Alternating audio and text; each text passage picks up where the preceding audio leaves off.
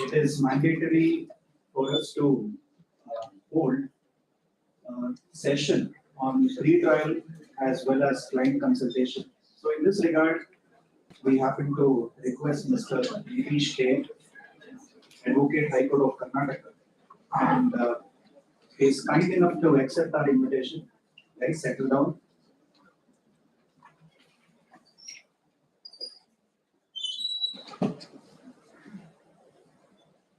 Settle down.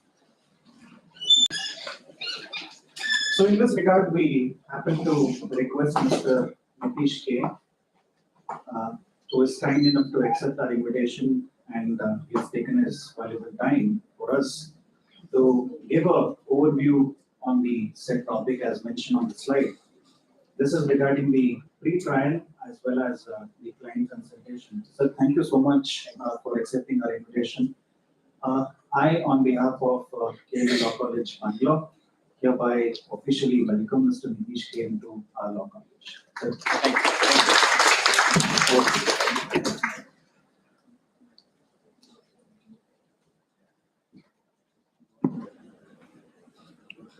Well, good morning, all. Excellent.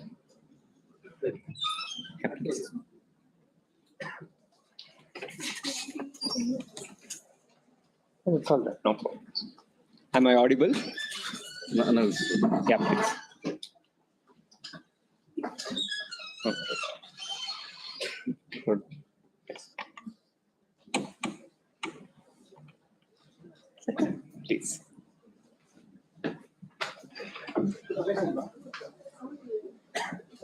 Well, it's a kind of a homecoming for me because I'm a person who studied law in this esteemed institution. So it's my college, and coming back here and addressing you all is absolutely a kind of a homecoming for me.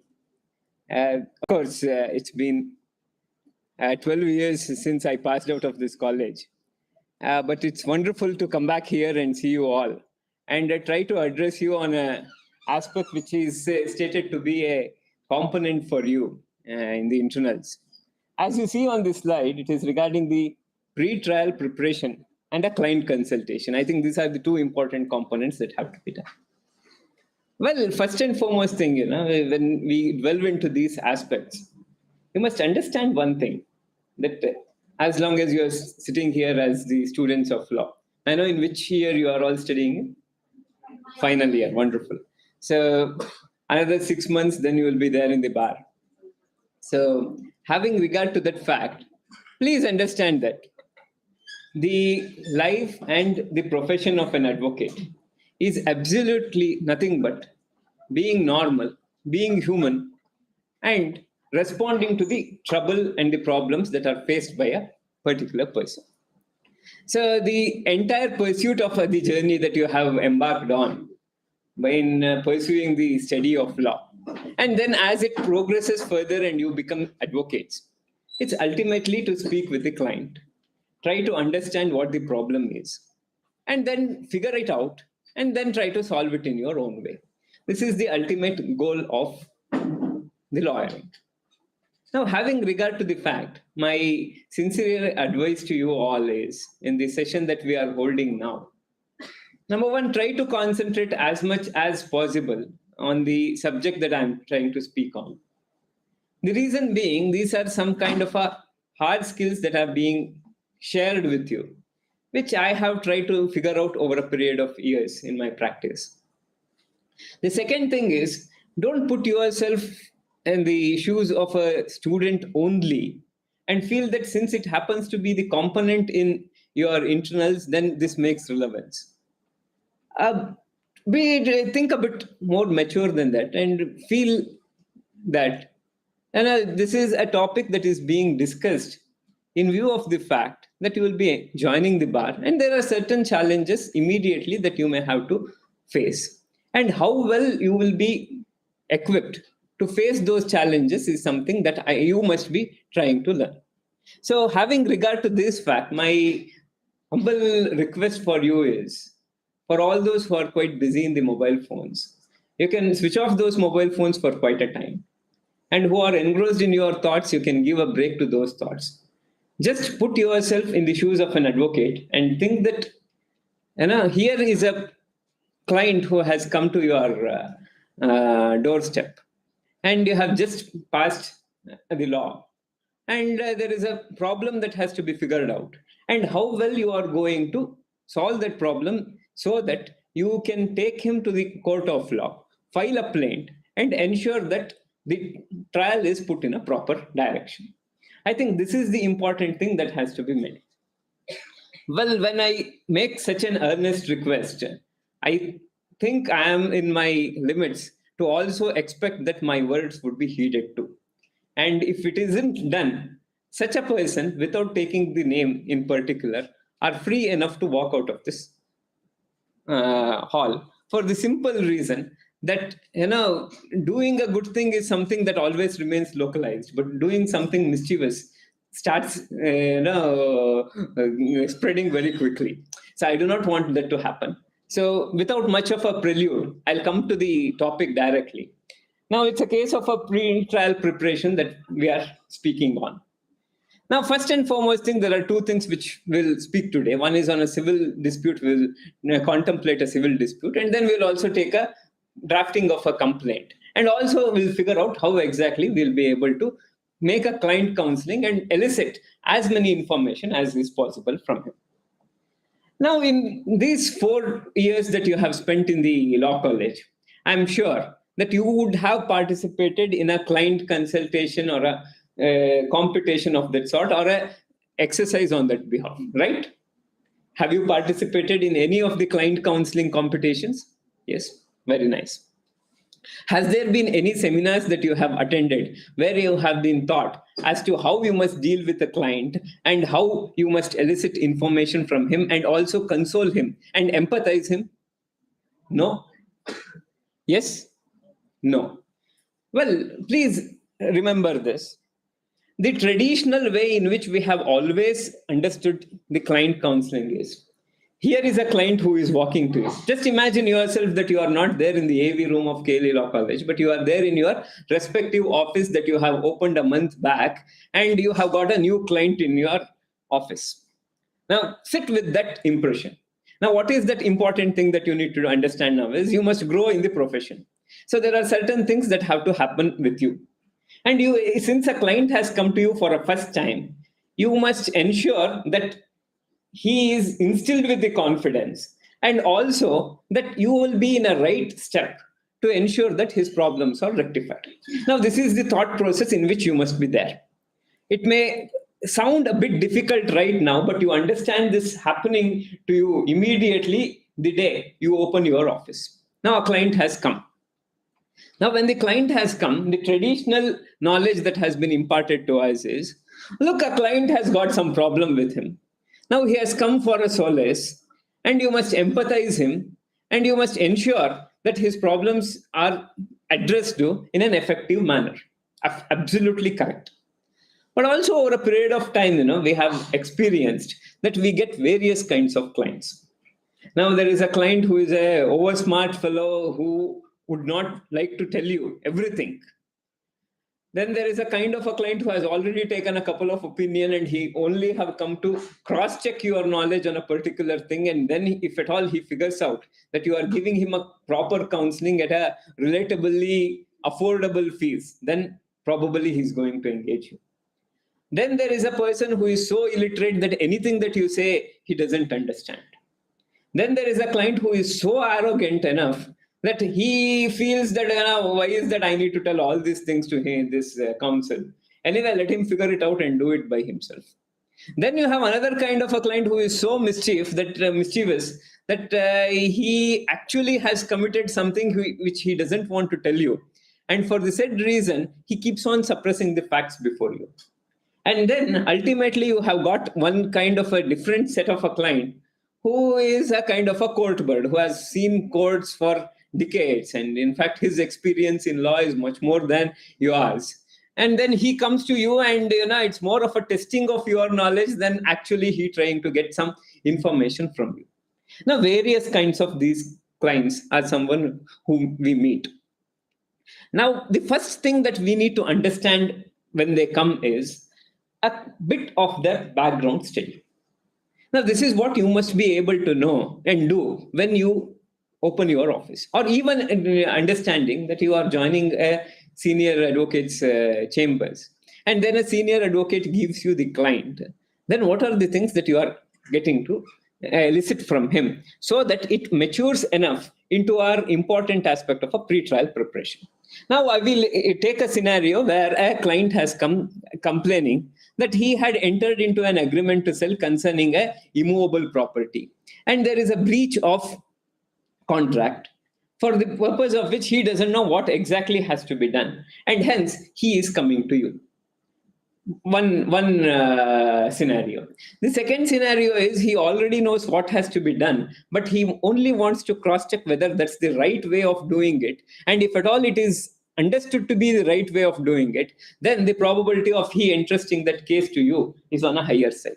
Now, the thrust is not somehow taking the brief, but the thrust is to ensure that a proper opinion is rendered to a person who is in requirement of a legal advice. Now, the scenario in which I am putting myself in a kind of a illustration that I would like to give you is, we take a simple case of a specific performance of an agreement to sell that is being sought to be filed. Now, here comes a client. Now, the clients come to you and say that, look, I had entered into an agreement. Now, as per the agreement, Mr. X had agreed that he would sell the immovable property in my favor.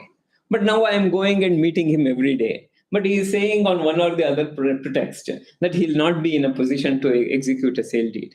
And eventually we all met the previous week. Then in the mediation, it so happened that he is asking for an extremely higher bargain. Now, what is that I'm going to do? This is what, imagine that I myself am a client before you, and it is in this fashion that I stand before you.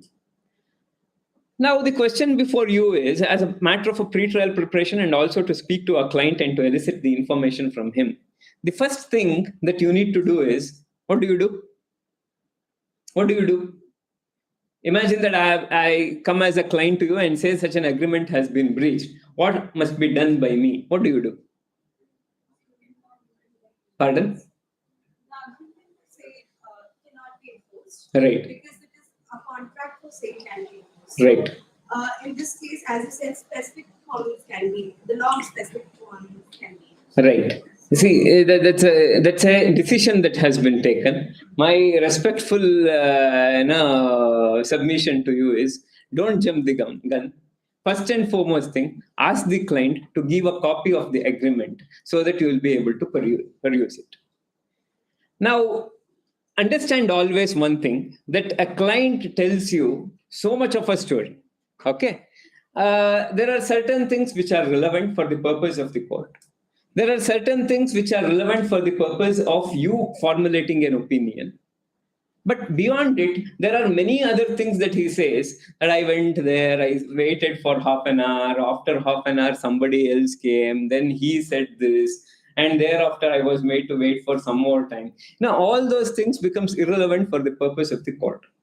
So, after giving a hearing, and then he imagines and he speaks about so many things, some exaggerations obviously would be there when a client is speaking to you, because that is what he would have underwent. And also, he would not be able to figure out what exactly is a relevant thing and what is an irrelevant thing.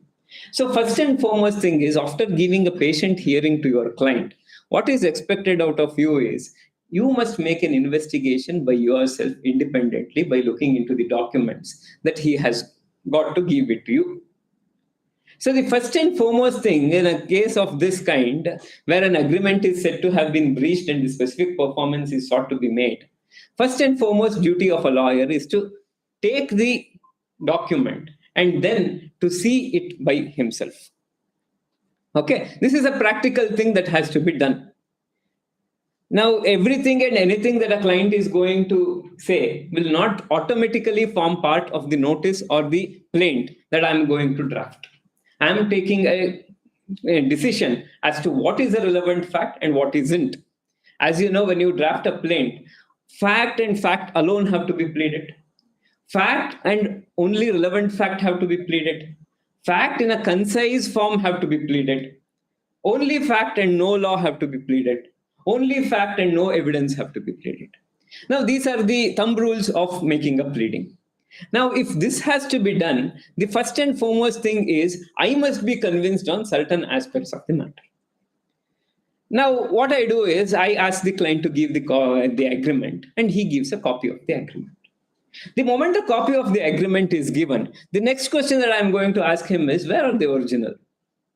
Well, how the practice generally happens, if there is an agreement that has been entered into, the original of the agreement is invariably is given in favor of the person who is trying to purchase a particular piece of the property. This is how the general practice is. And as a lawyer, I need to understand what the general practice in the society is. And having regard to that fact, the first question that I ask him is, where is the original of this agreement? Two options. He gives you the original straight away, or then he says, the original is lost. Now, if the original is lost, then the next question is, where did you lose it? If at all you have really lost it, what step did you take? Did you file a police complaint saying that such an original document was there and I have lost it? Or if it has been given to XYZ, what step did you take to ensure that you get back the original? Now, this is the question that you ask, because since even the Evidence Act has been taught to you, you know that the best piece of evidence have to be led before the court.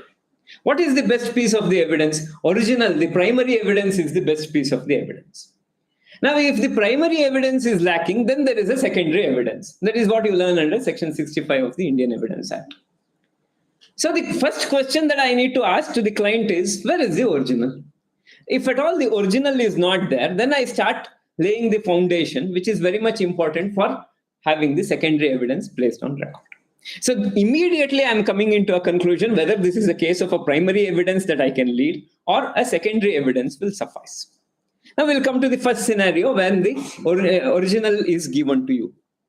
Always make it a point that in the course of a lawyer's journey, it is ultimately the perusal of the documents which is sine qua non. So many ideas, actually comes to your mind only when you see the original. What is the difference in the original is, there are certain signatures that are there. All right. There are LTMs there, even if it is a literate or an illiterate.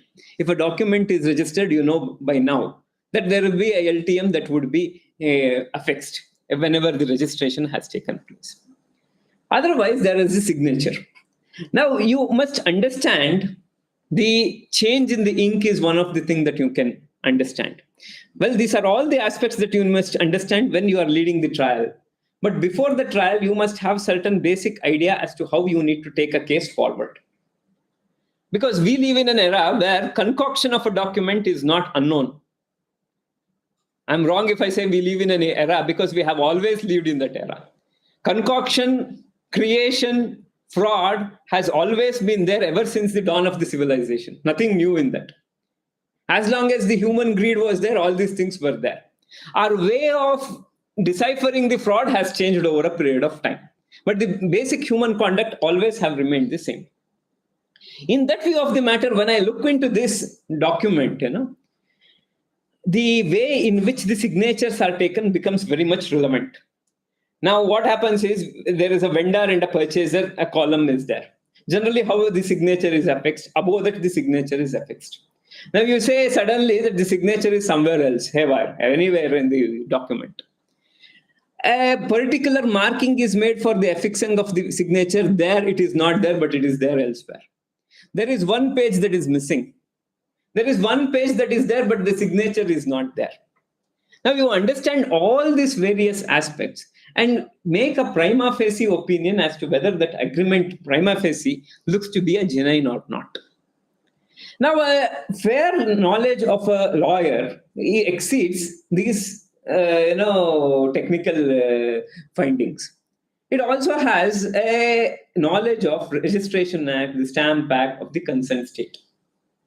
Now, every agreement, if at all, it is supposed to be drawn on a stamp of a particular denomination. As a lawyer, when I'm faced with a client for the first time, it is my duty to see whether it is sufficiently stamped or not. Why such a kind of an exercise is important? Because if it is an insufficiently stamped document, I read it in the form of an evidence. It is ordered to be impounded as per the provisions of the Stamp Act. Your client will have to shell out a penalty which is 10 times the stamp duty that is payable on the document. Now, why is that? A client has come to you, has come with a faith that you are a person who is well equipped in law and you are going to guide in all these aspects. So when a kind of this agreement comes to you, it is your solemn duty to see whether it is registered, number one. If it is registered, the stamp duty would be paid invariably correctly. If it is an unregistered document, whether it is sufficiently stamped or not is an important exercise that you will make. As I spoke to you, registration becomes very important. I'll give you a form of an illustration. Suppose in an agreement, if the delivery of possession of the property has taken place, then it is mandatorily registrable document. It requires registration compulsorily. If the possession is not delivered, then even if without a registration, there is no difficulty. So this is something that you will look into from the very document, because your client will be otherwise in trouble in marking that document in the evidence for want of registration. So in a suit for specific performance, the core document itself being the agreement to sell. And if it is not capable of being marked for it being insufficiently stamped or unregistered, then your entire decision to file a suit for specific performance and your promise to your client that don't worry, you will win in the case is something that is going to be a falsity in itself, because your entry itself is restrained. So as a duty of a lawyer, for first and foremost thing is, whatever the client is going to say, I am going to inspect the document by myself. So this is an illustration that I'm giving in a matter of a specific performance. But whatever it is, please understand that it is your duty to look into the document by yourself. It is not something that I'm going by what he is saying. Now, what happens is certain clients do not understand the difference between a registration and an unregistered document. This is the reality. Now, if at all a document is drafted by a deed writer in the sub-registrar office, and for some reason he has gone to sub-registrar office, he still believes that it's a registered document. And he keeps on telling you that it is registered and you start buying it. Until and unless you actually look into the document and find out where is the registration. Registration has not taken place. So the first and foremost thumb rule that have to be followed by an advocate invariably is a document which is the core for a particular litigation being hoisted is to look into the document by yourself and by being convinced with it. Now I go to the second step of it. There is a document, original is there, it is sufficiently stamped, it is also registered, everything is done. What is the date of the agreement? This is where, the lawyer's mind start working on the aspect of the limitation, readiness, and willingness. I'm sure readiness and willingness is being taught to you, right? Specific relief act is there for you. It has been taught to you. Readiness and willingness is taught to you. Yes or no? Yes. Now, what is the exception is, as you know, under the Contract Act, every breach admits a damages. All right. An exception that was carved out from the courts of equity was, well, if at all there is a breach of contract, notwithstanding the fact that there is such a breach of contract, an exception is carved out by the equity courts by the virtue of which the specific performance of that contract, which is sought to be breached, is being given. Now, in that view of the matter, the second thing that I do is, all right, when was the agreement that was entered into and what are we doing now? Suppose if it is a 2020 agreement that has been entered into and we are in the year 2023, the next thing that comes into my mind is, well, the law of limitation says probably within 3 years from the date of the fixation of the period or from the refusal of performance of the contract. Then the suit has to be filed under Article 54 of the Limitation Act. That's what my mind starts working on. Then I look into the agreement and I see scenario 1, it has been entered into in the April month of 2023. Absolutely no problem. We can go ahead. But if it is done somewhere in the year 2018, 2019, or 2020, then the next level of investigation starts. And you need to ask your client, all right, you say that 2020 you entered into an agreement, then why did you not immediately take any step to ensure that you would file a suit for specific performance? Probable answer from him is ಎಲ್ಲಿ ಬರೋದು Covid ಇತ್ತು lockdown ಇತ್ತು could not come, so I was there in home, I could not do anything. All right, 2020 went by COVID. 2021, some part of it also went by COVID. By 2022, it almost normalized. We are in the year 2023. What did you do at least for this good 18 to 20 months? Few say, few would not say. Few would say that we were every day going there. There was a mediator who would take me. I would go to his house, etc., etc. Then this is a point where you must come up with a pleading by the virtue of which you are actually able to convey that your client was always ready and willing to perform his part of a contract. Readiness and willingness has got two components into it.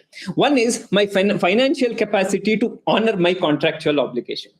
Suppose I'm saying that the other party is in breach, then I must first tell to the court that, all right, I was always ready. It is only because of his breach that I am seeking this equitable relief, number one. Number two, that is always my willingness. Any day you call me, I'm always ready. I'm on my feet. I'm going to be there in the sub-registrar office, and I'm ensuring that the contract is done. This is the kind of a mental element that I have always had right from the date of entering into the agreement till today. This is the law on the point. All right, this is where the client has come to you before a lawyer because he feels that you know all the provisions of law. So then you must actually understand, if at all he is coming with this theory that there was a mediator who was trying to solve the problem, etc., etc. You must understand who is that mediator. All right, now where does he stay? How many times did you meet? Then, if at all tomorrow, if the evidence is to be led, would you be in a position to bring that mediator so that he can be examined as a witness? Who will say that, look, in the month of 2021, in the year 2021, I went there, but their entire house was cordoned off because of they were suffering from COVID. So we came back, and then we went in the month of December 2021. Then there was some untimely unfortunate incident that had taken place. I personally looked into it. Then I went in the month of March 2022. Now we had a negotiation. This is what exactly happened in a form of a negotiation. And to document that negotiation, look, there is a supplementary agreement that we have entered into. This is the copy of it. Until and unless the probability of the client giving the supplementary agreement to you is extremely on the lower side. Now you start asking these questions, as to what happened from then, what did you do till now, then the probability of these, either the oral evidence or the documentary evidence coming out, is on a higher side. So some amount of an investigation and asking these questions to him becomes extremely relevant. But the point is, how do I ask the question? Now, there are persons, as I said, there are various kinds of clients that I see. There are somebody, who feels that, well, I have come here for getting a counseling and this man is interrogating me. There are persons who take exception to that also. Too many questions irk some of them. Now, this is where, my patience and also the empathy to the client comes into play. Now, I can't perennially keep interrogating him and, for everything say that, look, this is the mistake that you have committed. This is the mistake that you have committed. Had you not done it, had you come in the year 2021, the relief would have been different. The result would have been different. But you have come here. What did you do, etc., etc.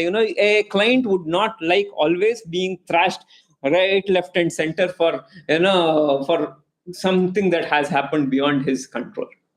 So this is where, as a lawyer, I have got some more responsibility from merely knowing the law. That is actually telling to the client his duties and responsibilities and what ought to have been done and what can be done from henceforth. Mere doing the postmortem in the office and saying that, all right, this is done, this could not be done, and hence this will not happen, is something that is unbecoming of an advocate. What is really expected of an advocate is giving all these problems how well I am able to come up with a solution. Please remember for a minute that a client has come to you to solve his problem, but not to understand his problem, get it aggravated, and go back to his home feeling that he has done a blunder in his life. That is not something that is going to happen. So with that, you are going to say, all right, don't worry. Now you have got a supplementary agreement which has been executed in the year 2022 by the virtue of Section 18 of the Limitation Act that will have got a effect of extending the period of limitation. Don't worry, this can be addressed too. Now, the moment you say this, then a kind of a confidence start building in the client. All right, here is an advocate who is hearing to my concerns, and he has got certain provisions of law known to him, by the virtue of which he seems to be confident enough that this problem can be addressed too. Then the next thing that you do is, well, what was the consideration for which this agreement have been drawn? What was the advance amount that was paid? What was the balance amount that was to be paid? And how could you garner such an amount that has remained outstanding? Now, these are the queries that has to be made so that you actually understand about this readiness and willingness of your client to get the said agreement specifically enforced. Now, why are this important? Because the law of the land says, look, if at all you give only 10% of the consideration as advance and then you say property has to be given to you, then the Supreme Court on a number of occasions has said, no, such a kind of a contract cannot be specifically enforced. You can't just pay a paltry amount and then walk away with a decree. It is not permissible. Some substantial amount has to be paid. Some interest have to be created over the property by the virtue of which your client will be able to get a specific performance decree. So what I do now is, now that is where I said possession, delivery of possession becomes very important. If the possession of the property is actually handed over to a particular person, then a kind of an interest is created over the property, immovable property. So the probabilities and chances of the specific performance being granted is on a higher side when such an interest is created or a substantial portion of the contract has been performed. Recourse be taken to Section 20 of the Unamended Specific Relief Act, by the virtue of which such a provision has been specifically enumerated, giving a guidance to the court as to when the discretionary relief of specific performance have to be given. So, my knowledge of Specific Relief Act, Registration Act, Stamp Act, Transfer of Property Act are all coming into play to formulate a particular opinion. And it is this opinion that I am going to render to my client, by the virtue of which I take a conscious decision as to whether it's a fit case to file a suit for specific performance, or in the said circumstance, a suit for recovery of the money that I have already advanced would suffice. Then, the very important aspect then it comes out of this is, all right, all these agreements are there, everything is there. Now, what are the list of documents? Now he says, give me the list of the documents, I'll arrange and I'll come back to you. So you must give him the list of documents. This has got two ways of helping you out. One way of helping you out to you is, once you prepare this list and he is able to get it to you, then you are presenting it in the same fashion before the court of law. So client counseling has happened, and as a matter of pre-trial preparation also, you are keeping ready the list with you so that you are going to file it before the court of law. This is the important advantage that it gives. The second advantage is, it brings a confidence in your client that, look, these are all the questions that he asks.